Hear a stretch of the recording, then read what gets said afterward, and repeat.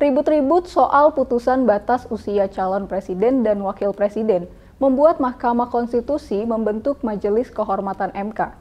Berdasarkan pasal 2 Peraturan Mahkamah Konstitusi nomor 1 tahun 2023 tentang Majelis Kehormatan Mahkamah Konstitusi atau MKMK adalah perangkat yang dibentuk MK untuk menjaga dan menegakkan kehormatan, keluhuran, dan martabat. Selain itu, MKMK dibentuk untuk menjaga kode etik dan perilaku hakim konstitusi. Jimli Asidik, Bintan Saragih, dan Wahidudin Adams adalah 3 orang yang ditunjuk sebagai anggota Majelis Kehormatan Mahkamah Konstitusi. Masing-masing mewakili tokoh masyarakat, akademisi, dan hakim aktif. Baru dibentuk tapi sudah banjir laporan. Mau tahu nggak siapa hakim MK yang paling banyak dilaporin ke Majelis Kehormatan MK? Selengkapnya dikulik, kupas, dan ulik.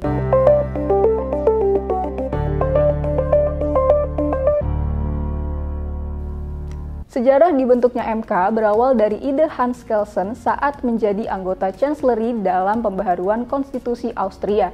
Ide tersebut diterima lalu menjadi bagian dalam Konstitusi Austria 1920, yang di dalamnya dibentuk Mahkamah Konstitusi. MK awalnya untuk menjalankan judicial review, yang muncul karena perkembangan hukum dan politik ketatanegaraan modern. MK bisa dipahami dari 2 sisi, yaitu sisi politik dan sisi hukum. Kalau dari sisi politik, MK diperlukan untuk mengimbangi kekuasaan pembentukan undang-undang yang dimiliki DPR dan Presiden.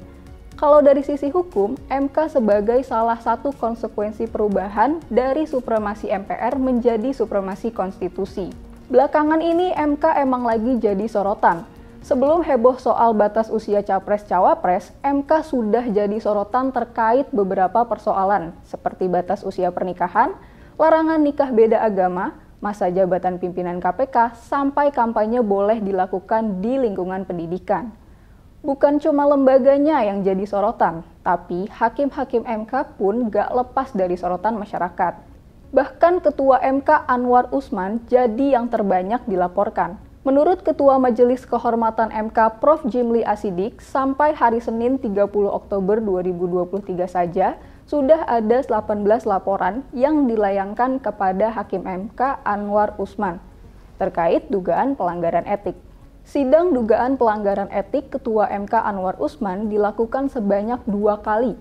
Yang pertama dilakukan pada Selasa 31 Oktober 2023 kemarin, dan yang kedua dilakukan pada Jumat 3 November 2023. Anwar Usman juga menjadi hakim MK pertama yang dapat hadiah dari Majelis Kehormatan MK untuk sidang pemeriksaan sebanyak 2 kali. Tapi sayangnya sidang dilakukan secara tertutup. Jadi hakim MK yang paling banyak dilaporkan dan jadi hakim MK pertama yang disidang sebanyak 2 kali. Gimana respon Anwar Usman? Saat ditemui di gedung MK pada beberapa waktu lalu, Anwar Usman merespon hal-hal tersebut dengan cuma bilang, "Saya kan ketua." Kok bisa ya ada orang setenang itu saat dirinya jadi sorotan karena dugaan pelanggaran etik?